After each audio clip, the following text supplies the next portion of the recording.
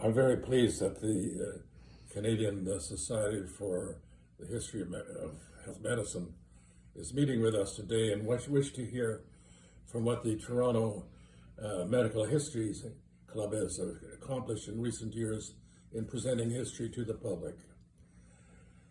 Just to remind you that the TMAC was founded in 1924 and has existed ever since. Initially, it had about 10 members, and Frederick Banting was added quite quickly. And over the years, there's been turnover in the membership. The practice of the club for many years was that 5 or 6 times a year, the group would meet in someone's home. That particular host would also be ready to present a paper. And so it went on over the many years, and they never seemed to run out of material.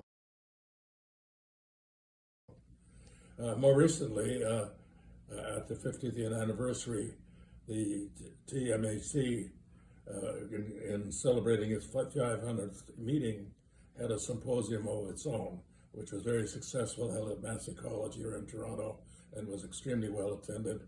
And from then on, it gave an impetus to doing further work.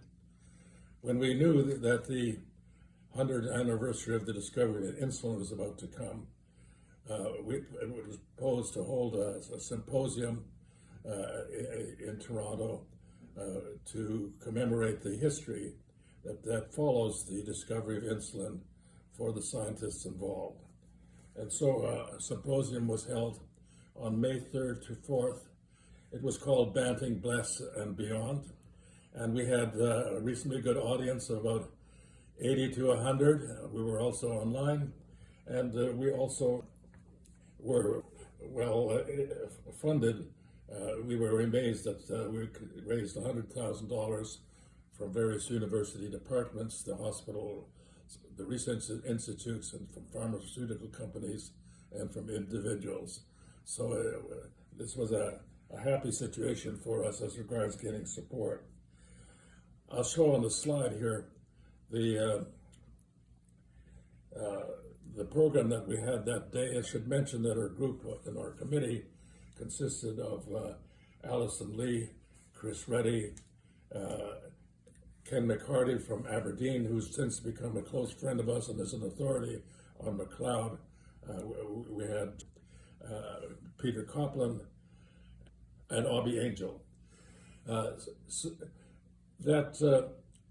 Later, after the history of the 4 co-discoverers had been discussed, we went on to see where the advances had been in insulin science over the years, and we had speakers like former Dean Flyer from Harvard to go over this, and we also went over how the clinical story had evolved over the many years, and also dealt with the social aspects of diabetes and the availability of insulin. And a very happy outcome for the club, and more or less a first, was the publication of the McLeod papers in the Canadian Journal of Health History. And that was a major new advance for this humble organization. So we were having had tasted success. We next went on to consider a following event in the fall. But before that would relate to the centenary of the Nobel Prizes. But before that happened, we were made aware what was being launched in Aberdeen, Scotland. A legacy statuary consisting of a bench on which J.G.R. McLeod sits reflectively was launched and attended by some 300 people in Duthie Park. This was accompanied by various talks relating to the discovery and what happened in Aberdeen, and also to the present world situation regarding insulin treatment. Noteworthy were the leaders of the venture in Aberdeen. And there were John Otto, who was a businessman and who had type 1 diabetes for over 50 years. He is one of 2,000 living citizens who have been treated with insulin for over 50 years. And he was sitting in a doctor's office at the clinic at the University of Aberdeen and saw a picture of MacLeod on the wall. So he viewed this as his personal obligation, along with his partner, Kimberly Hamilton, to develop the J.J.R. MacLeod Memorial Society. And we then went about raising funds to make a suitable and memorable statuary happen. What's come out of it is something that is now a real centerpiece in Aberdeen. When cruise ships come into Aberdeen now, part of the tour is to head to Duthie Park and to see the MacLeod statuary. We then came back here to complete the centenary of the Nobel Prize to Frederick Banting and J.G.R. MacLeod. Centenary then it was almost exactly 100 years after the University of Toronto dinner, which for the Nobel laureates, and we were successful to raise about $130,000 to carry all this out. So what did our program on November 27th consist of? First, there was an archival display at the library where Chris Reddy of our team had led a display of Nobel memorabilia that were housed in Toronto. And we thank the library for being with us on this matter. Then in the afternoon, we had I would freely say, a state-of-the-art symposium held at the Campbell Conference Center. Conference hall, seats 110, was filled to capacity, and there was brisk discussion afterwards. And online, there were at least 400 people from all over the world. You could see Indonesia, Chile, India, and so on. So here's our little society making a global mark like I had never done before. But our speakers were again brilliant. Then we had a Nobel-like dinner at the faculty club of the University of Toronto. Seats exactly 110, and that's exactly what the number of people who came. A number of prominent guests. Liz Dowdeswell, the recent Lieutenant Governor of Ontario, was there. The ambassador from Sweden to Canada was there. We had a consulate from Denmark. We had two Nobel laureates in John Polanyi and Arthur MacDonald, among other notable people. So the evening consisted of paying tribute to the Nobel laureates, but to other associated people involved in the discovery. So thus there was a tribute to the Nobel Prize. There was a tribute to the clinical departments like medicine and sick kids, where the early treatment took place for patients. Then there were tributes to the four co-discoverers, Banting, Best, Collip, and MacLeod. There was a tribute to Michael Bliss, and then there was a tribute to the scientists who have taken the insulin molecule and used it in the most progressive ways for understanding science and for understanding clinical treatment. Again, a great success. And one of the outcomes of that was also a very well-written article a couple of weeks later by Ivan Semeniuk in the Globe and Mail, in which he discussed the trajectory from the insulin discovery. In the spring of 2024, we got news again from Aberdeen that John Otto and Kimberly Hamilton were at it again. So they were thinking and planning to have a special event on September the 6th of that year, 2024, which would be the 148th birthday of J.G.R. MacLeod. And what they were planning to do was to see if additional honors could be placed at the legacy statuary of MacLeod.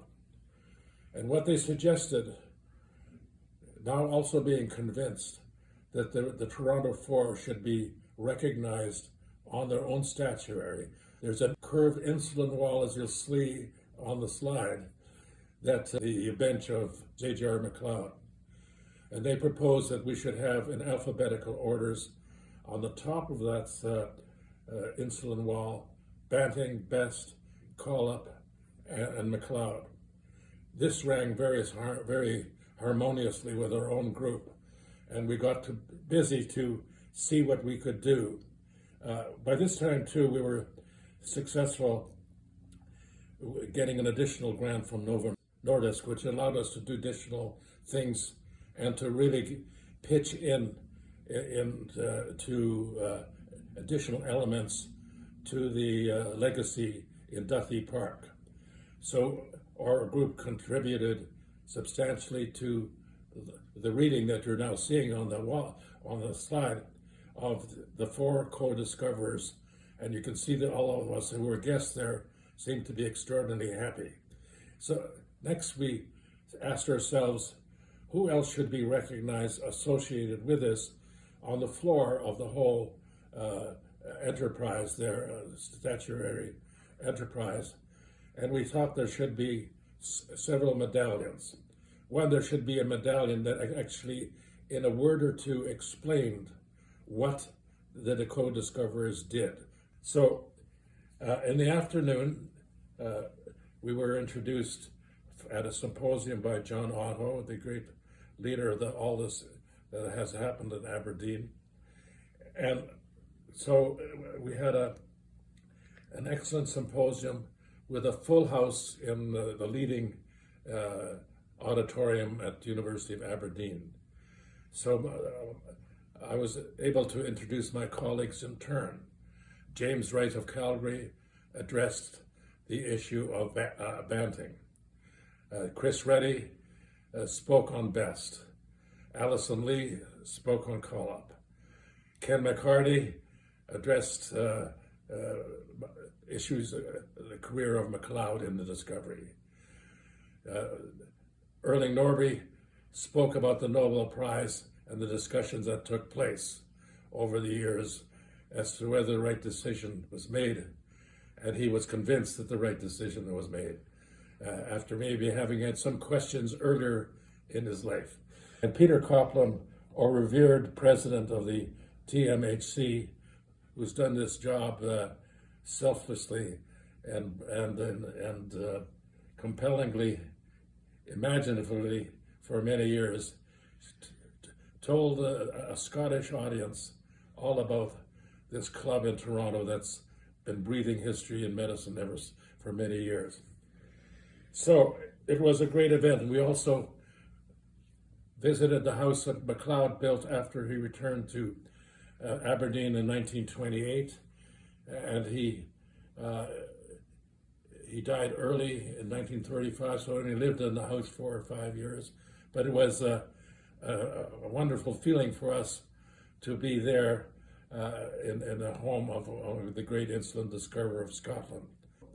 And the next day, we went to see the monument in the cemetery where McLeod was buried in 1935, having died of some inscrutable autoimmune disease that has not yet been fully clarified. We have an additional dream, and one that we think we might still fulfill, but it's not sure.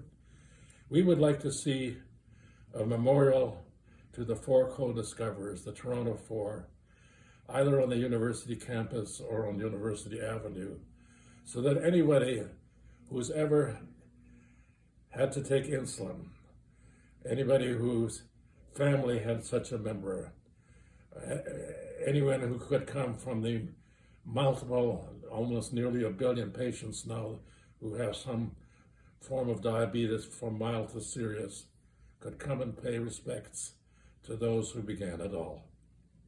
Thank you for listening.